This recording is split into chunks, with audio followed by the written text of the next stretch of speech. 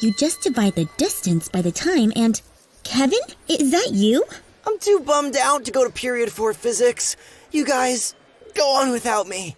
What happened? Last night, I ran to the TV like I do every Tuesday to watch Commander Xander and her amazing adventures across the cosmic pathways of yesterwear. But I must have gotten the channel wrong, because instead of a pulse-pounding hybrid of science fiction and high fantasy, it was a documentary on sex trafficking. I could only watch 5 minutes before I ended up like this. We actually just learned about trafficking in health class, Kevin. And I think if you'd watch the whole documentary, you might feel less disturbed and more empowered. Learning the facts helped me a lot. And I think it'll help you too. Also, while this information can be difficult to process, it's important to remember that it could be happening to someone you know. We should focus on supporting survivors.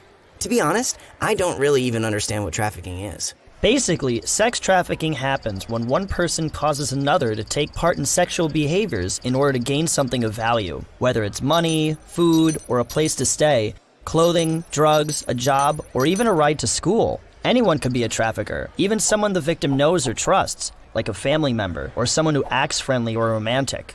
And sometimes the victim might not feel like they are being forced or manipulated, or even realize that they are being trafficked.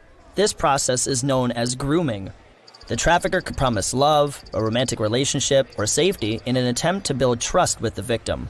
The trafficker might lie to, manipulate, or threaten the victim. Examples of lies include telling the victim that they'll get in trouble for taking part in sexual behaviors. Manipulation can include gifts or providing protection. Or threats of harm could be made against the victim or their family.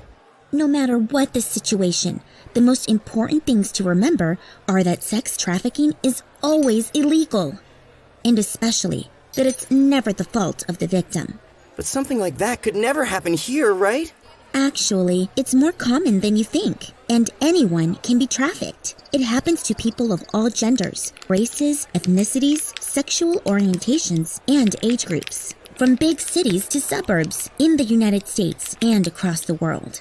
It does a lot of damage to whoever it happens to, even after the trafficking stops. Is there anything I can do about it? The first thing is to know what adults you can trust to talk to if you think someone you know might put you or other people in a dangerous situation. And to help others, you can keep an eye out for signs that something might be wrong, like injuries that don't make sense, being gone from school a lot, keeping to themselves, or seeming more tired than usual. Of course, people could show these signs for a ton of reasons other than sex trafficking, and individual reactions to trafficking can look very different. But if something doesn't feel right, or you are worried, it's okay to check in with them, or a trusted adult, just in case something's wrong, no matter what it is. Thanks, guys. I feel a lot better now.